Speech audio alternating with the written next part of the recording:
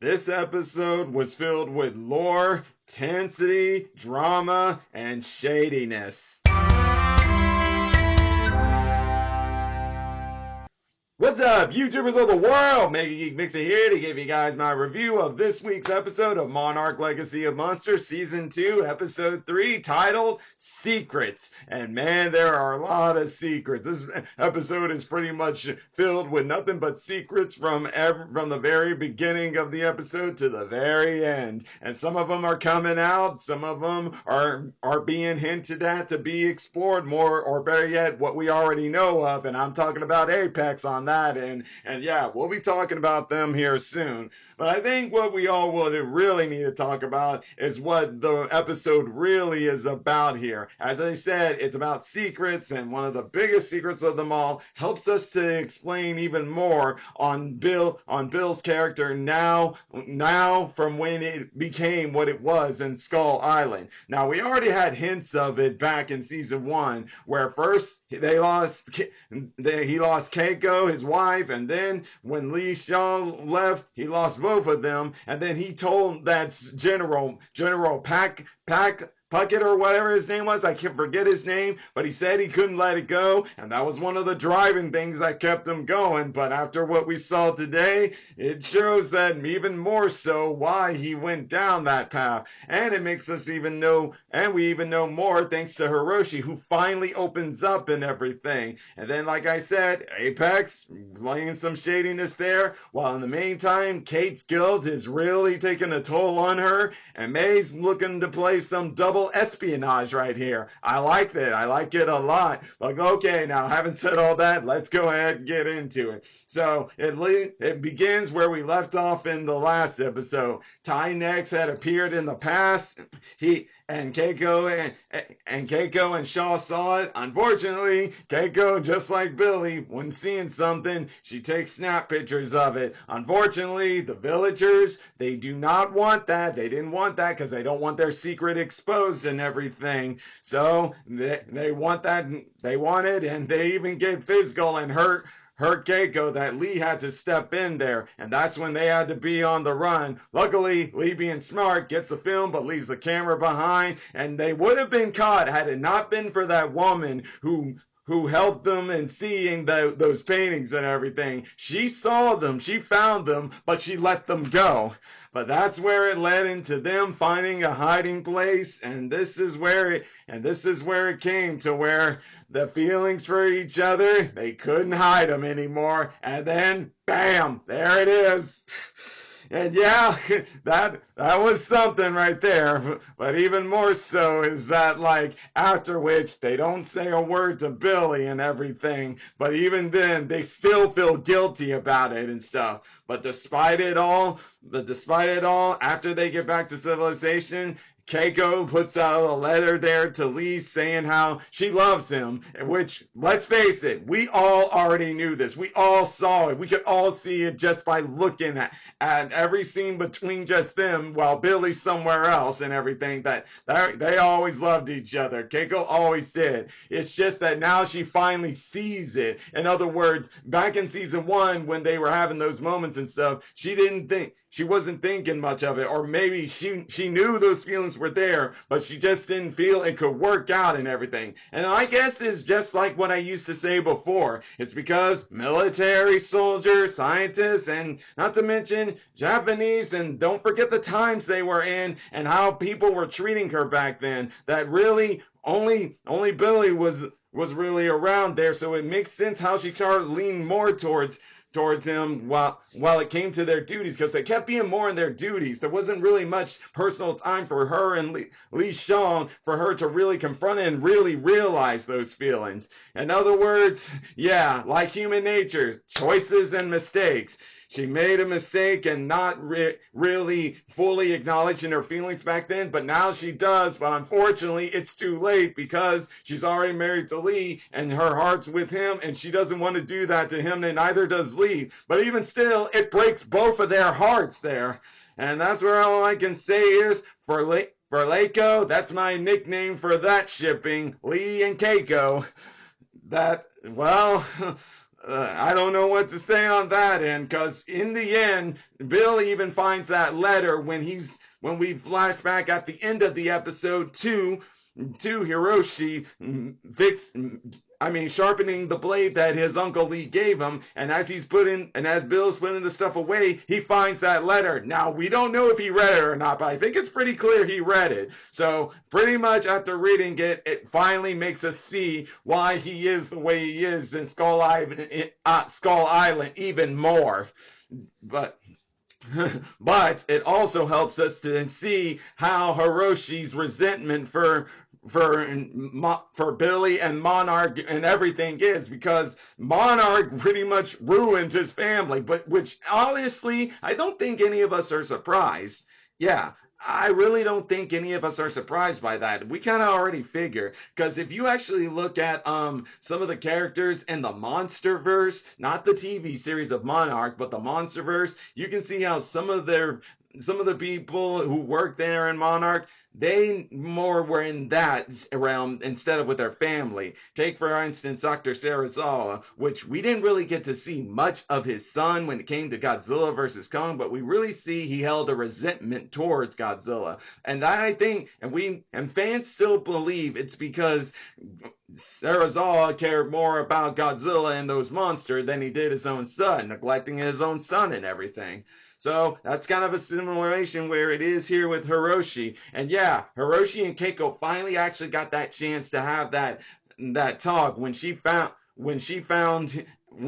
two pictures of Cate and Kentaro with different moms, thinking that he was married twice, but in reality, no, he was married to two women at the same time. The only thing is, Hiroshi thinks that she can't understand, but oh man, he understands more than you think there, Hiroshi. Yeah, and I know some people will say that at least Hiroshi's man enough to admit it and stuff, and maybe in a sense, yeah, he acknowledges he loves both women, he wanted both women, but at the same time, still cheating, and there's the fact that it wasn't until his family got exposed to the other family that he's now in this situation. But don't forget, 2 years has passed, and he's probably come to terms with that, and we still haven't gotten the full detail on that. Hopefully we do soon enough there. But even still, though, that was some crazy intense lore drop right there. And we're getting more lore drop here, because let's go ahead and go into the fact on Apex here. As we're seeing Apex back in the scene here, and we can already tell that they're right here just already making sure they get what they want here. Sure, they have this cover of working together with Monarch, or better yet, taking over Monarch, because the government that controls Monarch doesn't trust Monarch itself, especially when Tim was talking to the one in charge of them, is saying you need to get Lee and Keiko out of there. They are done. But Tim believes in the original Monarch here. And not to mention, he don't trust Apex, and that's smart on him. No one should trust them. But obviously, these pencil pushers think they're the right thing, because they're not looking deeper to see that you can't trust these guys. You can't trust these guys. And it's even shown again, because when Tim didn't trust and alerted the team right away and made them go out there to go to Japan so they could find a device that they are going to use to lure Titan X away, which is actually that Titan phone that we got back in season 1 that was back in Japan when they found out Godzilla was still alive and stuff. Well, Hiroshi made a one too, but it was much more smaller and stuff, but more better is what he said it was. Unfortunately, though, since Apex has been following them from the very beginning,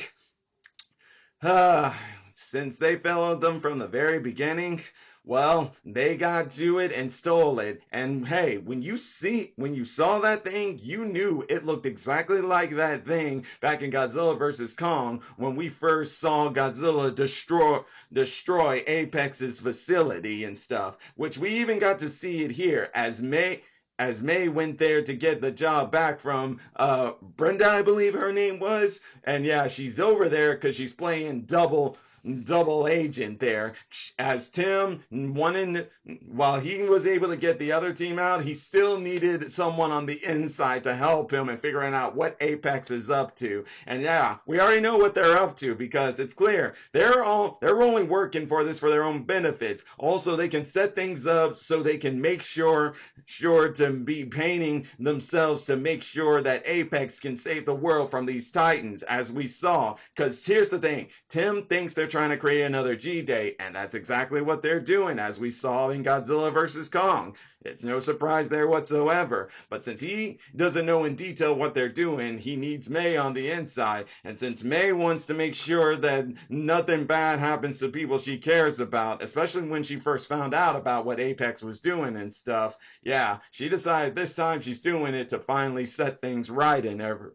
She's in there because she knows she's doing it for the right reasons. She's working with them only because she's working with the real people who she can really trust will help her stop these criminals. And yeah, I say criminals because, well, it's pretty obvious. That's what they are. They're hiding behind good intentions, but they're not good intentions. And speaking of which, while she was in there, we saw a file here that gives you lots of Easter eggs that range back from Bikini Atoll, from when they tried to kill Godzilla, to the Antarctic, to where King Ghidorah is found, and then a few others there that are in the middle that look like they're gonna go into that spinoff with Lee Shaw, Wyatt Russell's character in there. So that is something to look forward to. And one thing I also want to mention is when Keiko finally returned back to Japan as they were on the run, she was overwhelmed with how much has changed, because it was probably not, I'm sure, yeah, nothing like that back in her time, but there it is there. That was a nice little plot there that they showed right there. But now having said all that, let's finally go ahead, get into Cate here so we can wrap this all up. As we saw, the guild has really gotten to her and she's left. But she did reunite with her mother here, who is now remarried to that guy we saw when they came back to San Francisco in season 1 and stuff. But she's clearly not telling her everything because she's still too ashamed to admit it. And feeling like a failure and all that stuff. She's just running away from her legacy. But I think this confirms now more than ever her mother is gonna unfortunately be killed by Titan X, who at this point I think we all know it. While it's being listed as the main antagonist, I think it's only because the real antagonists are making her be the antagonist. And like I said before, that's Apex. Just like what they did with Godzilla, they're no doubt now gonna do with Titan X. Because as what we saw with Titan X here, she doesn't look like she means any threat. She's just like those Mutos and stuff. And if she doesn't upset the balance, she won't cause attention. But I think she will. But now having said that, let's get back to it, where Cate decides to drown her sorrows in by going to a bar, meeting with one of her exes, and having all sorts of fun. But then all the fun goes down the drain when Monarch alerts them to Titan X. And that's no doubt whatever she's doing right now. Titan X right there, is it just her naturally just passing by and the people spotted it, or is it Apex with that device they stole from Hiroshi and they're trying to use it right now to set it up as the bad guy, as the villain and stuff, so they can get more money to be able to make MegaGodzilla and everything?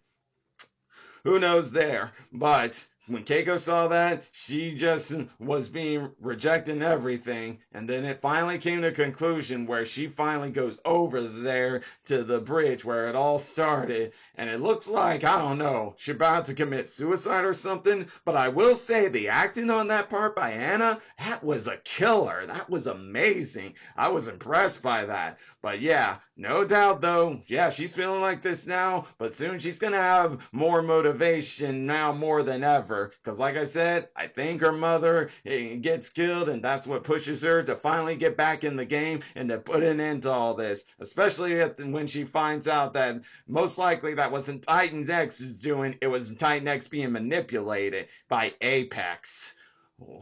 Guys, I just don't know what more to say. What an episode. I give it an 8 out of 10. I know there are some people out there that didn't like it because they're tired of all this drama and stuff, but Monarch Legacy of Monsters, yes, it needs to have some Titan action, which we got in the first 2 episodes. Maybe not so much in the second episode, but we still got it. And we need to get more of these characters here so we can better understand them and stuff. But now having said that, I'm going to go ahead and put my thoughts, or better, who am I kidding? I'm just rambling at this point. But either way, guys, I hope you enjoyed my videos. Leave your thoughts in the comment section down below. And like always, if you enjoy my videos, all you gotta do is click that like button, subscribe to the channel, hit the bell icon to be notified when I make more videos. And until then, MegaGeekMixer signing out. Bye!